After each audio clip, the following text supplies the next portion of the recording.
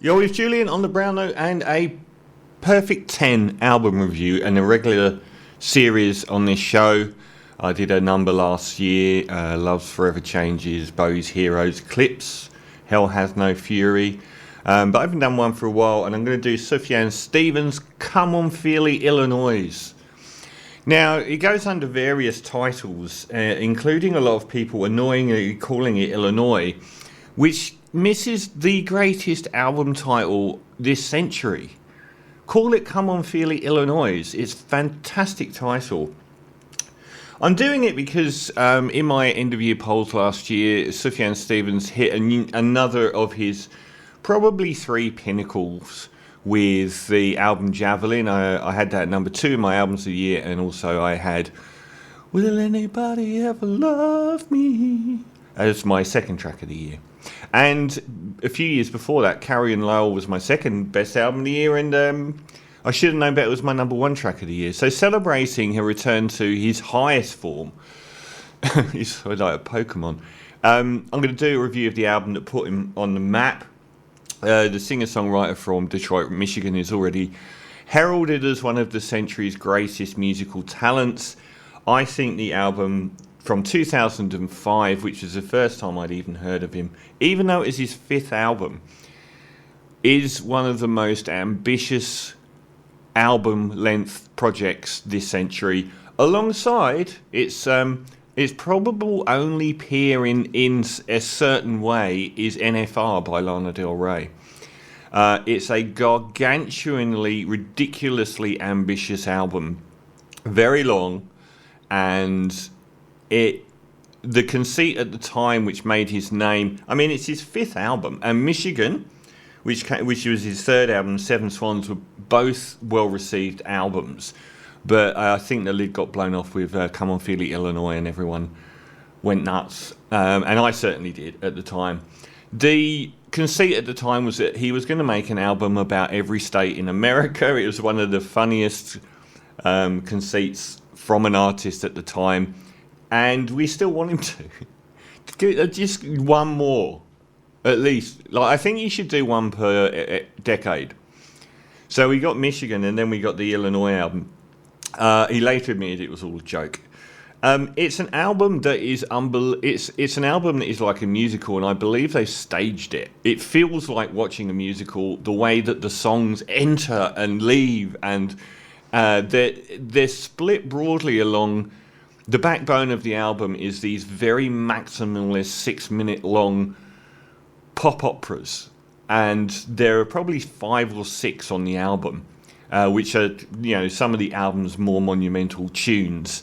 But then they are mixed with a lot of musical interludes and also more fragmentary and abstract and stark music, analogous more to Carrie and Lowell, what would be coming with that. And I think that's the way with the... even the titles are just amazing. I think that's the way with the first track, which is a very short 2-minute...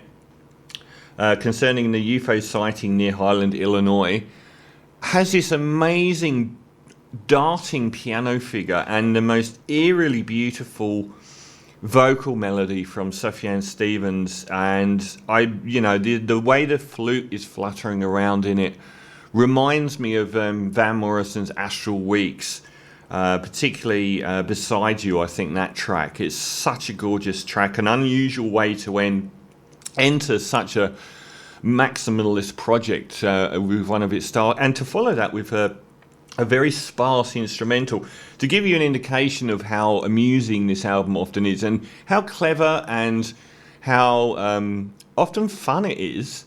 The title for the second track, which is a whopping 2 minutes long, is The Black Hawk War, or How to Demonize an Entire Civilization and Still Feel Good About Yourself in the Morning, or We Apologize for the Inconvenience, but You're Going to Have to Leave Now, or I Have Fought the Big Knives and Will Continue to Fight Them Until They're Off Our Lands. And there are many long titles, and that one lasts nearly as long as the actual track itself. Come On Feel It, Illinois, one of 2 de facto title tracks. It's not a de facto title track, it actually is a title track, but I kind of believe that a later track on the album is actually more of the centerpiece. But this is the second centerpiece to me. It's an amazing widescreen pop moment. It's got this sort of musical vibe about it, not music hall. It's very ebullient. A lot of these tracks have really interesting rhythmic things going on, like samba feel. Like there's very little 4/4 beats going on this album. It's very interesting rhythmically. Political lyrics. It plods along at a furious rate of knots, and when it gets a few minutes in, it drops into the most gorgeous musical passage, which is a rip-off of The Cure's So Close to Me, which is clearly deliberate, but it feels, when it comes to the end of that passage and it swells back up, it just feels absolutely triumphant with him singing I Cried Myself to Sleep That Night. The melodies on this album stick so hard. And that's what I felt about NFR from Lana Del Rey, which was it was one of the best collections of verse, bridge, and chorus melodies this century. Both albums are. And just about every song on here has a sticky melody. At least 2/3 of them stay with you long after, and particularly that track. The starkest and most challenging lyric on the album is track 4, John Wayne Gacy, which seeks to, and a point I never made at the start is that the album, Illinois and Michigan, was supposed to be about the state. So referencing history, people, cultural artifacts, and so on. So John Wayne Gacy, the serial killer, it might be a slightly self-conscious lyric, but he humanizes a serial killer to bring up that John Wayne Gacy used to, entertain local children by dressing up as a clown and was a actually really liked person. It was in his darkest moments, and he talks about putting on a mask and how we all put on a mask, and it's a very powerful lyric. Jacksonville, just another beautiful melody, cascading, picking, and the whole Andrew Jackson coda chorus is just another winning hook. There are so many hooks on this album. Decatur, or a round of applause for your stepmother. Just like, if it's not a really stark song on this album or a maximalist pop song, he does these hokey ukulele sort of winning pop songs, which aren't really like anything else. He does it twice on the album, and I think that is a great example. And the rhyming of Decatur with an amazing array of words like alligator, aviator, debater, emancipator is very funny. The short One Last Woohoo for the Pullman train, I believe, is 6 seconds long and very funny, even though it is just a stupid joke. It's like his mind is all over the shop on this album. It's just like this kaleidoscope of it. He's just one of the most talented people to have made music this century. And I've got a lot of time for people that are good lyricists. And he has continually proven to make amazing lyrics across the board, whether it's politicized, whether it's personal. He's very, very good on that. And very few people ever are. For me, it says here, go Chicago, go yeah. I've always thought that track was just called Chicago.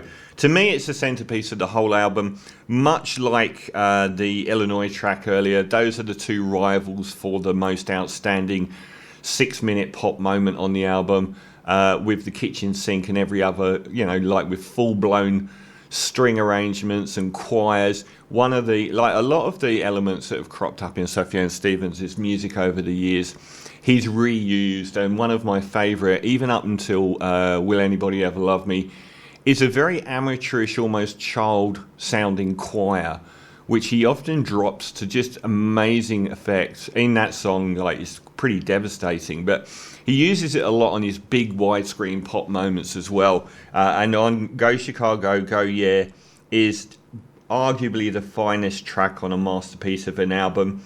Gargantuan, again the halting rhythms, strings, drops into choirs.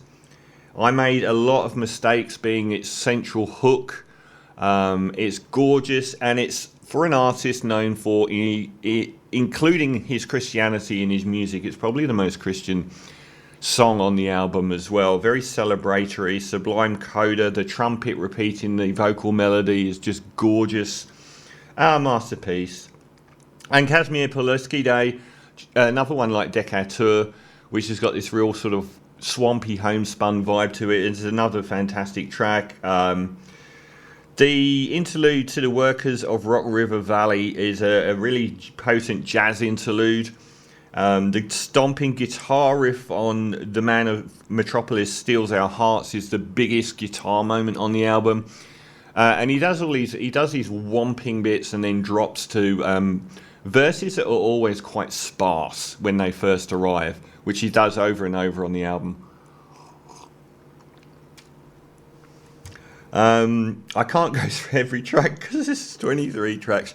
They Are Night Zombies, They Are Neighbours, They Have Come Back From the Dead is a masterpiece. Here the maximalist pop ones aren't the same as they were earlier in the album. This one's like funny and eerie and black comedy. And the funkiest beat on the album, they've got sort of a military tattoo. We are awakened by the axe, night of the living dead at last. And mentions the nation's past, I guess, in a slightly politicised reference. The Sears Tower is like as dark and sparse and as anything on Carrion Lowell, and he mentions his mother in it as well. The final epic, The Tallest Man, The Broadest Shoulders, rounds out the album before it finishes on a very eerie and odd, and actually the Out of Egypt instrumental is probably the most fully realised instrumental on the album. It lasts for 4 minutes, which is way more than virtually all of the others. Overall, it is a masterpiece. I don't give 10 out of 10 to stuff that is without flaws, which a lot of people say, well, if it's a flaw, then you have to take a point off. That's not how I see 10 out of 10. I see you can have an album that's 7 out of 10 and not have a single flaw. But it doesn't scrape the absolute atmospheric heights of ambition, of satisfaction, of brilliance. And that's where 10 out of 10 comes for me. Something that over the years has continued to enthrall me and only ever grown better. An astonishing artistic achievement. Out of nowhere, there was nothing like it at all. The amount of great pop melodies on this album alone would triumph most pop artists' whole career, and we get a whole ton of the wildest imagination on arrangements and lyrics and humour and genuinely heartfelt introspective looks at the world. And obviously he would just go on after that. You know, the Age of Az was a lot of people felt a letdown, but it was still a very strong album. I've got a lot of time for that. And Carrion Lowell, that's not a bad run. Michigan, Seven Swans, Illinois, Age of Az, Carrion Lowell. The one I didn't like was The Ascension, which came in 2020. I felt that was a really strong under 40-minute album with about 90 minutes of music, which I didn't really enjoy wading through. So it's great to see him back at the absolute peak with an album, Javelin, that actually referenced Illinois, Age of Az, and Carrion Jewel all on the same record. So my triumphant review of Come On Feely Illinois is a rolled gold 10 out of 10 for Sufjan Stevens.